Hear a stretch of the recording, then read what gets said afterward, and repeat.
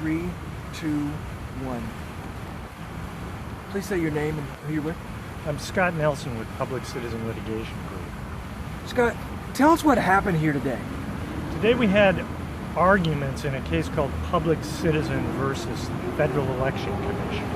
And it's a case about whether the Federal Election Commission should have taken action against an organization called Crossroads GPS, which is one of the leading spenders of dark money in our elections.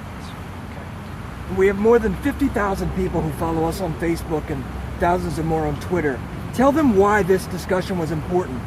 This discussion was important because if the FEC is permitted to get away with allowing Crossroads GPS to dump tens of millions of dollars of money into our elections without disclosure of where it comes from, it really undermines the accountability of our democracy and our ability to understand who it is that's out there giving us messages about our candidates.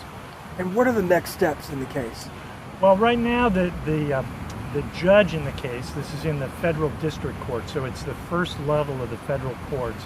The judge now is going to decide whether he thinks we have made a showing that the Federal Election Commission violated the law, or whether he's going to sustain the Federal Election Commission in declining to take action against this spending organization.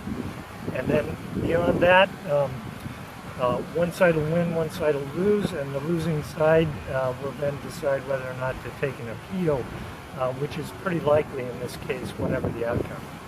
And one last question. Where can our followers find out more about this case? On our website, www.citizen.org.